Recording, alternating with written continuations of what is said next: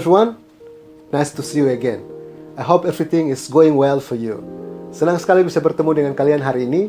And today we will discuss about song lyric. Hari ini kita akan membahas tentang lirik lagu.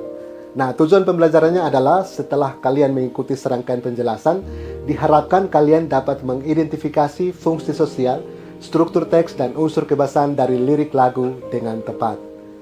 Pernahkah kalian mendengarkan lagu dan merasa terkesan dengan lagu tersebut? Good. Itulah fungsi lagu. Terkadang ketika kita berada dalam situasi tertentu, mendengarkan lagu dan lirik yang tepat dapat memberikan kenyamanan bagi kita. Tapi hari ini saya tidak ingin mengajak kalian untuk mendiskusikan tentang musik atau jenis-jenis musik, tetapi kita hanya membatasi kepada lirik lagu. Jadi yang akan kita pelajari adalah definition of song, social function, text organization, and language features. Apa itu lirik lagu? Pada dasarnya, musik terdiri dari dua elemen. Bunyi sebagai elemen utama, dan lirik sebagai elemen pendukung. Fungsi dari lirik adalah untuk memberikan pengertian kepada pendengar tentang pesan yang terkandung dalam sebuah lagu. Atau dengan kata lain, lirik mengklarifikasi pesan yang terkandung dari sebuah lagu. Lirik lagu ditulis sebagai bentuk interaksi antara penulis dan pendengar. Terkadang dalam lirik lagu terkandung pesan yang tujuannya untuk memotivasi pendengar atau setidaknya memberikan kesan kepada pendengar. Setiap lagu mempunyai pesannya tersendiri, tergantung pada kata-kata yang tertuang dalam lirik lagu tersebut. Jadi dengan kata lain, lirik lagu adalah susunan kata-kata menyerupai puisi yang disesuaikan dengan komposisi musik tertentu, mengandung pesan dan dapat dinyanyikan. Social function. Umumnya fungsi sosial dari lirik lagu adalah: pertama, to teach moral value, untuk mengajarkan nilai moral.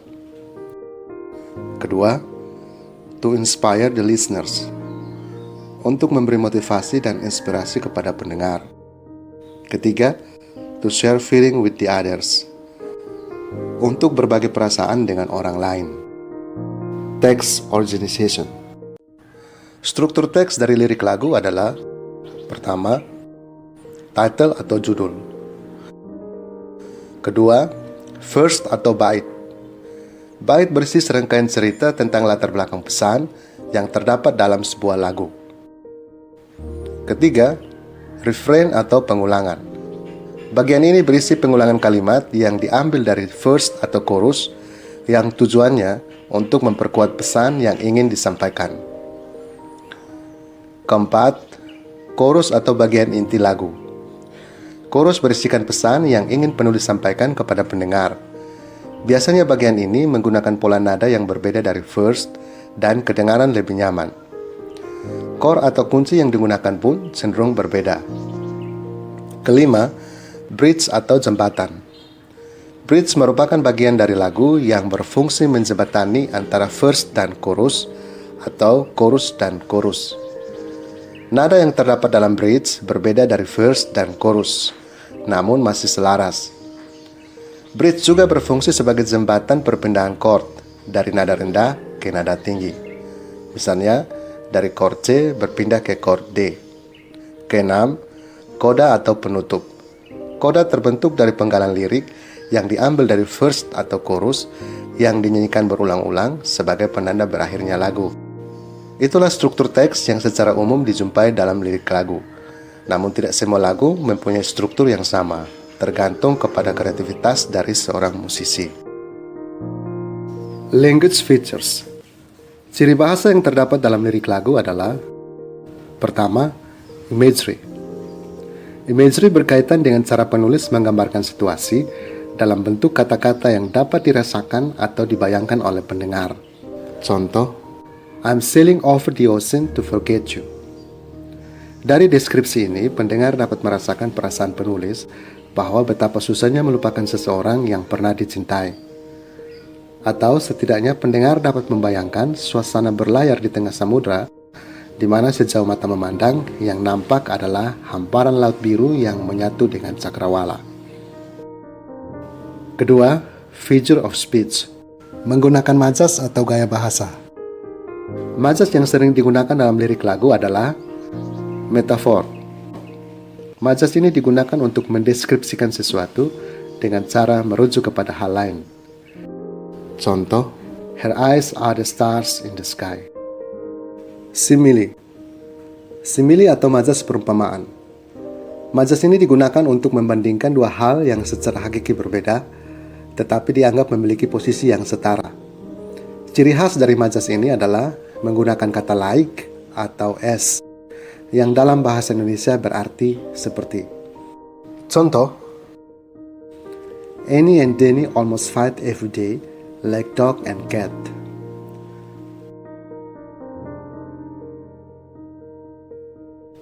Hyperbole.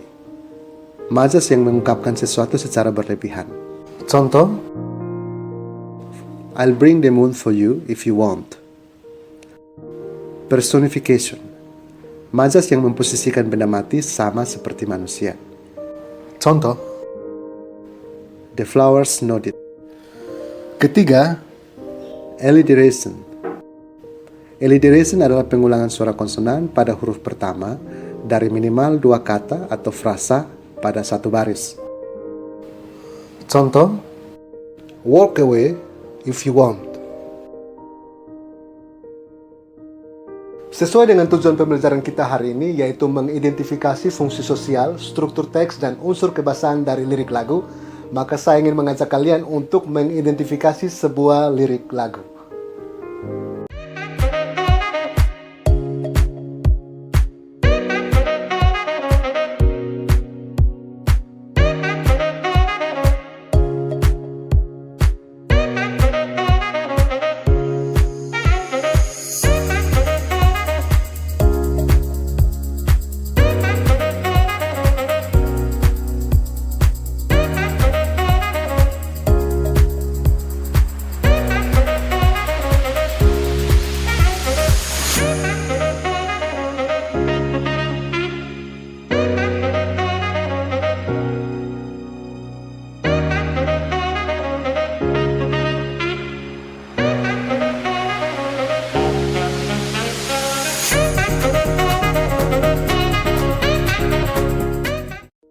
Lagu Ceiling dirilis pada tahun 1975 di Amerika Serikat dan berhasil menjadi hits di beberapa negara termasuk Inggris. Lagu inilah yang mempopulerkan Rod Stewart sebagai penyanyi pendatang baru yang diperhitungkan di belantika musik dunia. Menurut Gavin, sang penulis lagu, Ceiling bercerita tentang perjalanan spiritual meraih kebebasan. Terlepas dari argumen sang penulis, marilah kita mengidentifikasi lagu Ceiling dalam posisi seorang pendengar berdasarkan kata dan kalimat yang terdapat dalam lirik lagu tersebut. Fungsi sosial yang terdapat dalam lagu Ceiling adalah penulis ingin berbagi perasaan tentang bagaimana rasanya merindukan seseorang yang dicintai. Pesan yang terdapat dalam lagu ini adalah, jika Anda mencintai seseorang, maka berusahalah untuk kembali kepadanya apapun itu persoalannya. Lagu Ceiling merupakan lagu yang unik, karena struktur liriknya hanya terdiri dari verse dan coda. Namun harmonisasi antara musik dan lirik pada lagu ini sangat kuat dan berkarakter. Ketika mendengarkan lagu ini, orang tidak akan menyadari jika lagu ini hanya terdiri dari verse dan coda. Lagu Ceiling terdiri dari 5 verse atau bait dengan komposisi nada yang diulang-ulang. Bagian coda nampak pada lirik, to be near you, to be free. Unsur kebahasaan dari lagu Ceiling adalah, pertama, menggunakan imagery. Dalam penulisan lirik lagu Ceiling, penulis banyak menggunakan imagery. Contoh, I'm sailing, home again, cross the seas. Kedua, menggunakan majas atau gaya bahasa. Majas yang digunakan dalam lirik lagu Ceiling adalah simile. Nampak pada lirik, I'm flying like a bird across the sky. Hyperbole. Nampak pada lirik, I'm flying, passing high clouds. Ketiga, menggunakan alliteration atau pengulangan bunyi konsonan yang nampak pada lirik, can you hear me? Can you hear me? Nah, itulah cara bagaimana mengidentifikasi sebuah lirik lagu. Sekarang saatnya untuk kita berlatih. Saya akan memberikan sebuah lirik lagu kepada kalian. Silakan kalian mengidentifikasi lirik lagu tersebut berdasarkan fungsi sosial, struktur teks, dan unsur kebahasaan.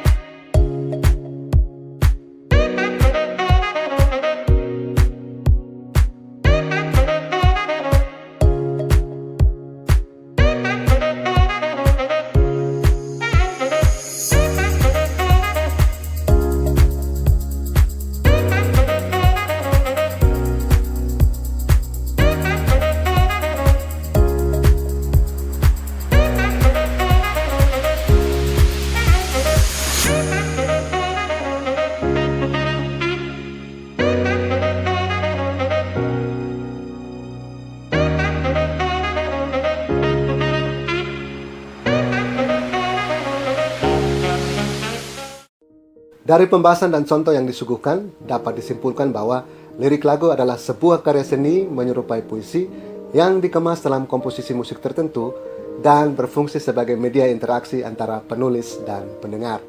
Dalam lirik lagu terdapat pesan berupa motivasi, nilai moral, kritik, atau sekedar berbagi perasaan. Struktur teks yang terdapat dalam lirik lagu adalah title, verse, refrain, chorus, bridge, dan coda. Namun tidak semua lagu memenuhi unsur struktur tersebut. Ciri bahasa yang terkandung dalam lirik lagu adalah menggunakan imagery, figure of speech, dan alliteration. Tugas mandiri untuk kalian terdapat dalam link Google Form yang saya kirimkan melalui grup WA kelas masing-masing. Silakan kalian kerjakan sebelum batas waktu yang ditentukan.